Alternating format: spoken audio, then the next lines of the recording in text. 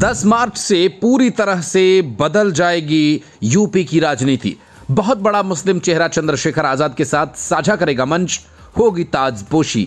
चंद्रशेखर आजाद ने पहले ही दे दिया है इशारा, जेल से पिता ने भी पहुंचा दी अपनी मंजूरी। सपा बसपा के साथ बीजेपी में भी मचा हड़कंप। 2027 के विधानसभा चुनाव से पहले चंद्रशेखर आजाद ने चला सबसे बड़ा दांव। आजाद समाज पार्टी ज्वाइन करते ही सपा का खेल खत्म।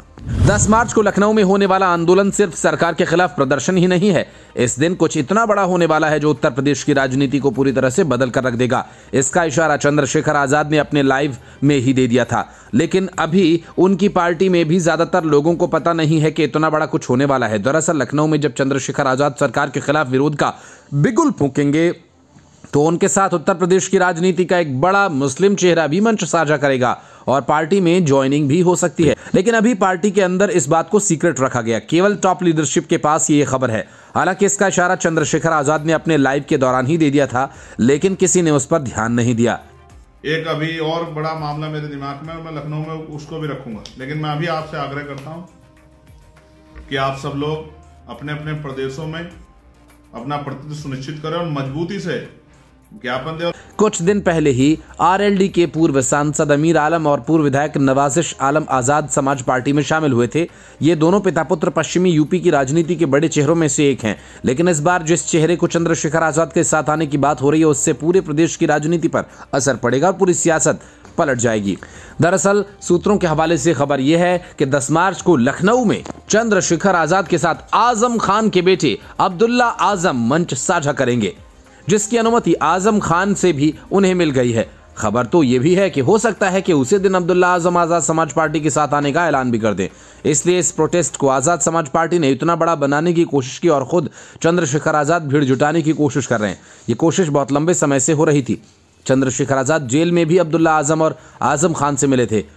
इसके बाद घर जाकर उनके परिवार से भी मुलाकात की थी। ठीक इसी तरह से जब लोकसभा चुनाव से पहले चंद्रशेखर आजाद पर गोली चली थी, तब आजम खान और अब्दुल्ला आजम ने उनसे मुलाकात की थी।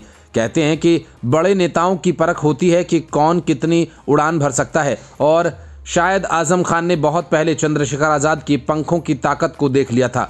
हालांकि चंद्रशेखर आजाद भी हमेशा कहते हैं कि आजम खान से उनके रिश्ते राजनीति से ऊपर हैं और वे अब्दुल्ला को अपना भाई मानते हैं। लेकिन मुझे मेरे छोटे भाई से मिलना था। मैं पूर्व विधायक जी से नहीं मिला, मैं अपने छोटे भाई से मिलने आया था और मैं वचन दे के आता हूँ कि मैं इस परिवार के साथ खड़ा हूँ। और मैं ये भी स्पष्ट कर देता हूँ आपको कि वो जुल्म के आगे टूटने वाला नहीं है, परिवार टूटेगा नहीं। मैंने उनकी वालिदा को देखा, पूर्व एमपी साहब को, क्या हालात थे उनके मैं जानता हूँ। लोग बताते थे कि उठ नहीं पाती थी, 2 लोग पकड़ के ले जाते थे बाथरूम, तब भी उन्होंने इतना जुल्म सहा सिर्फ इसलिए कि आजम भाई की पत्नी। अभी आपने कहा कि कुछ लोग साथ नहीं दे रहे हैं, किसकी तरफ इशारा था? नहीं, मेरा एडमिनिस्ट्रेशन और जो सिस्टम है उससे मैं वो कर रहा हूँ। आप अखिलेश जी की तरफ मत ले जाइए। मैं सिर्फ ये सिस्टम से सवाल खड़ा कर रहा हूँ कि जो सिस्टम है, न्यायपालिका पर हम भरोसा करते हैं, लेकिन अगर जज साहब कहें कि हम मजबूर हैं, हमारे ऊपर दबाव है, तो फिर न्याय कैसे मिलेगा? मुझे एक खतरा और है, ये मेरा पर्सनल है, मेरे बहादुर छोटे भाई ने मुझसे नहीं कहा।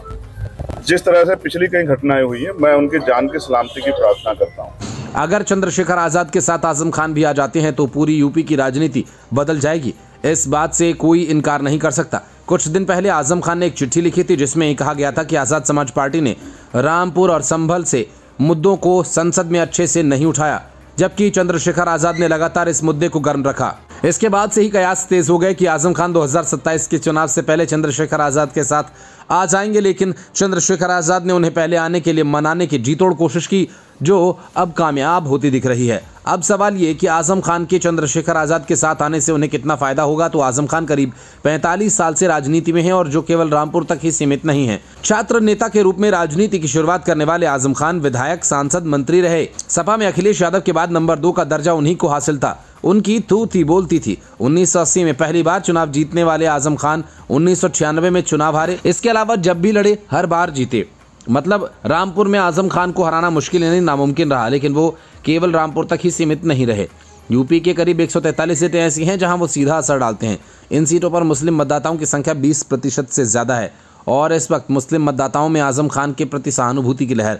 चंद्रशेखर इसी लहर को अपने फेवर में करना चाहते हैं। दलित मुस्लिम गठजोड़ से यूपी फिर से काशीराम वाला फॉर्मूला अपनाकर सरकार बनाना चाहती है। इसी फॉर्मूले में उन्होंने नगीना से लोकसभा चुनाव जीता और इसी फॉर्मूले से बीएसपी ने कई बार सरकार बनाई, लेकिन उनकी इस अभिलाषा के बीच शिवपाल यादव आ खड़े हुए, जो आजम खान को रोकने का पूरा प्रयास कर रहे हैं।